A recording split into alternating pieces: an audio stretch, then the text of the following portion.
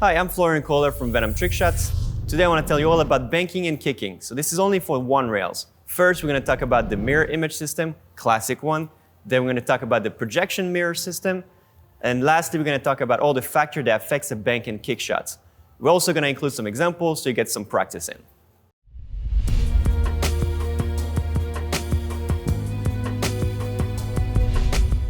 Let's get started with the mirror image system. So first, little situation here. We have the cue ball there, 2 diamonds away from the red ball, which is the 3, the 3 ball right here in the side pocket. So I know we covered the mirror image a little bit in the previous spool dog tutorial. However, this time, because we're gonna have to identify exactly every factor that affects it, we're gonna have to just talk about it a little bit again more. So in this case, we have 2 diamonds in between the object ball and the cue ball. And the idea is if I shoot my cue ball into the first diamond there, I should go into the 3 ball if the table plays right and perfect. Now, the reason is because if I draw a line from here to the middle of the distance between the 3 and the cue ball, my entrance angle will be the equal opposite of my exit angle. And that's the theory of the one rail banking mirror image. And it also works for bank and kick. So it doesn't really matter if you have this and you're trying to make the 3 ball in the side, or if you're trying to just kick at it directly and go there. It's the exact same concept, works great both ways. So let's see what happened here. So I'm gonna shoot the cue ball into the first diamond, as I mentioned, and I'm gonna see what happened. There we go. Okay, so as you can see, this one is straight in, no problem, okay? Let's say I move this ball here now. I'm gonna move this cue ball right there. So now in this case, we have 1, 2, 3 diamond distance. So I'm gonna find the middle, which is 1.5, which should be right there.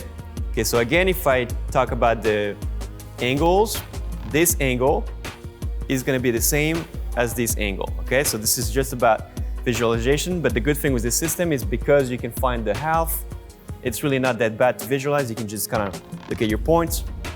Once you have it, just look at it and shoot. Okay, so this is sort of where I was trying to go because I tested the table a little bit before and I knew the table plays short simply because outside today is pretty cold, it's pretty humid, and we haven't had time to actually clean the ball nor the table. So that said, now I'm able to identify that the table is gonna play short, and it played quite short. You know, the first shot, for some reason I didn't have it because it was a pretty small angle, and the smaller is the angle, the less it's gonna affect it. But the wider your angle is gonna be, the more conditions are gonna affect it. So again, we're gonna talk about it in the last point, but in this situation here, I just wanted you to see it. So now you know why I'm not gonna aim there, but rather here, and try to actually change this because I know the table plays short. Let's just make this shot now. There you go, so full in. Okay, so now this is all pretty easy. You'd think, you know, because we have the balls there, it's, you know, pretty simple to identify how to aim. The problem is gets whenever the ball starts to go up, or if this ball moves up. Okay, so there really isn't much of an issue either. It's just harder to visual. So basically, once again, you got to find the middle in between those. But again, you're gonna have to project this ball on the same line, and I like to project them on a horizontal line parallel to the long rail, okay? So if I go here, then I try to find the middle, okay? Right there, and this is pretty much where it would go, okay? But because angle that's enter is pretty much equal opposite of the one that exits, you could find the same thing no matter what, anywhere on the table. You just have to sort of imagining it, which makes it pretty difficult. So in our case, it should be right there. And doesn't mean I'm gonna make it, but I'll try to at least touch it. There we go. And that's pretty much the basic of banking and kicking with using the mirror system.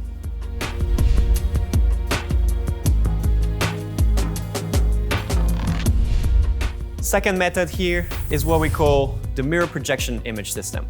So again, we have the cue ball here. We're gonna go kick one rail into the one ball. So we could use the same first system, pretty easy. However, I'm gonna use another common thing that a lot of players, and especially top players, use as well. What we're gonna do is we're gonna try to take first the distance between the center of the target here, which is the one ball, and what we call the groove here, This is basically when the cue ball, the channel, when the object ball would roll along the rail. You usually see if the table is tired, a little white mark, something a little dirty. It's pretty easy to identify. So again, I'm gonna come back to here, center of the target, okay, my tip out there, into that channel. I'm gonna take that distance, okay? Make sure it's there.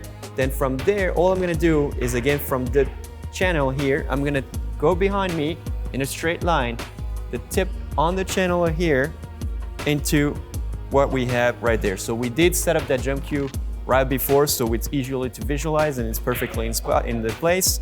This is basically the distance, this is the focus point you're gonna go to in order to make the system work. So now the beauty of it is every time you're gonna shoot the cue ball, all you gotta do is aim into the jump cue and it will go and bank in the side pocket. That works if I were to straight kick into the 2, the 3, the 4, the 5, and even bank the 6 out there. Either way, it will be the same aiming point, okay? So what I'm gonna do is I'm gonna go ahead and I'm gonna shoot an example here, shoot that one ball into the side, aiming into the cue out there.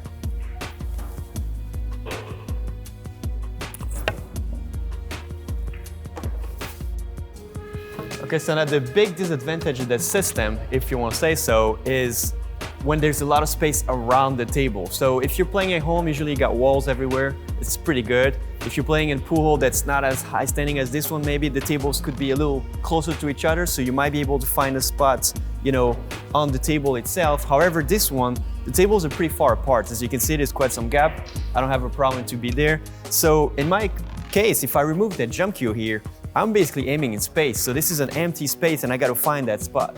So it's not very easy to visualize. It's not something you can just, find out pretty precisely.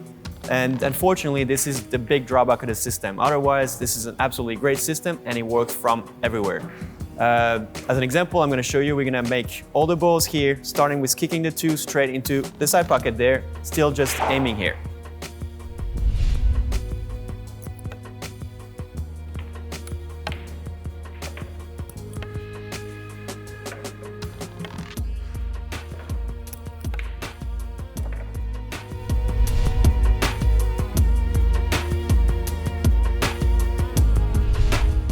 Another application of the projection mirror image system is the one rail kicks. Well, in this case, we're on the 4 ball, we kind of messed the position.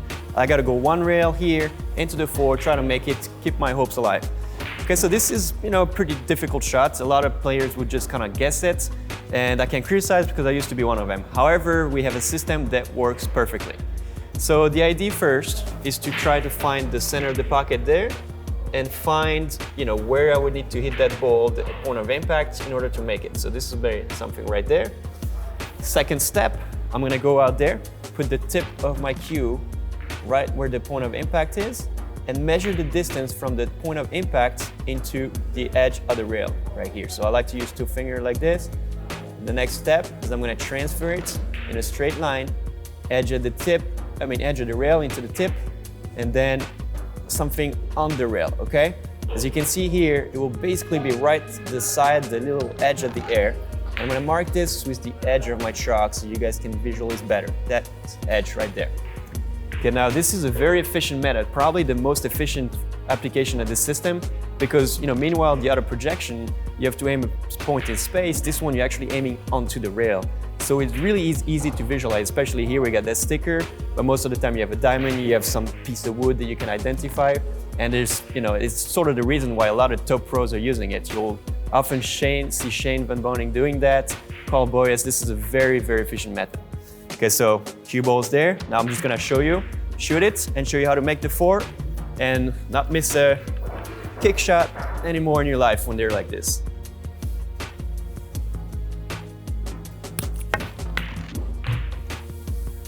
There you go, you have it. Simple, efficient, accurate. There's really not much better method when you're in a situation like that. And again, remember, even if my cue ball was here, same aiming point. So can't go wrong with that method.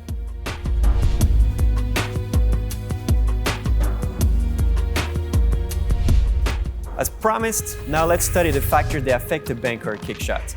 We've set up a pretty obvious example here. So the cue ball into the one ball banks off this rail, goes into the side pocket. If I hit that really good with a medium stroke, nothing fancy, it will go in simply because the angles are working the way they're supposed to work. So let's see that first.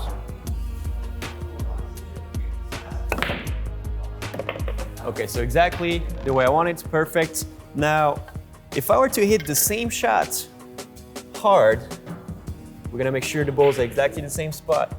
You're gonna see that the two ball will miss on this side, okay? And that's simply because of the force. It's gonna be the same exact aiming out there in the rail. So as I said, it missed short, okay? Now, let's study one more if we're to hit it soft. Again, same spot, 100%. Let's see what happened there. By now you would guess, if you hit it soft, it will hit that side of the pocket. And that's again just the physics of the shot, same aiming. There we go. So see, that one went way wide. Okay, so now that you know that, you know how to affect also bank, simply because if you had the same shot but it was sort of blocked and you have to go a certain route, you can actually identify which force is the best, medium, hard, or soft. Now, the other factors are the side spin you're gonna apply to the ball, or English, and the equipment. And by equipment, I mean the state of the ball and the felt. Here we got the same example we started with, so the cue ball there, the one ball here, okay? The idea is to bank it straight for the side pocket. Now, if I were to apply a lot of less spin on my cue ball but shoot it hard, it wouldn't really affect the banking angle. However, if I shoot that soft, I'm gonna let you see what happened. Right here, same angle I would aim normally, soft, is gonna play even longer than if I hit it just simply soft. Reason is because of the rotation. If I play left English on my cue ball, it's gonna give right English to my object ball. So if you reverse the thing, if I were to play right English on my cue ball, my object ball will go a little shorter, okay? So again, that's something you gotta consider. However, like I said, if you play a bank shot, which you usually do at a higher speed, spin will not be affecting you too much. What affects you a lot more, in my opinion, is how the balls are and how the felt is. So the balls, in this case here, they're pretty dirty. We haven't cleaned them since yesterday. They're, quite dirty. So this will actually make the bank shot play shorter, bank and kick. So this will naturally come rather here than there. And that's simply because the way the balls are. Humidity also affects you, and that's, outside today it's raining. So again, this is gonna naturally make the bank shot play short. The next thing to consider is the state of the felt. In this case, this one has seen better days, but it's still pretty okay. So I would say this has a tendency to already play short on this table simply because of that. But because of humidity, plus the ball, plus all the other conditions I mentioned, this table naturally plays shorter. And that's something you're gonna have to identify by yourself. When you play in a match, you're gonna have to look at sort of the ball, the equipment, see what's going on, because if we take the reverse thing, and if it was, very clean, pristine ball, brand new, on brand new felt, naturally it will play long, and naturally you will miss most of your bank shot long if you don't adjust for it. So again, the system is great. It gives you a great idea to where to shoot first, but if you do not adjust with your instinct and with the condition you're playing on, you will still miss. So remember to always combine both, and then you'll become a great banker and kicker. This was One Rail Advanced Banking and Kicking Systems. I hope you guys enjoyed and learned something new. As usual, any question, please comment below. Let us know. We'll try our best to answer. And remember, for all your pool and billiard supplies, please go check out pooldog.com. Links in the description. See you guys.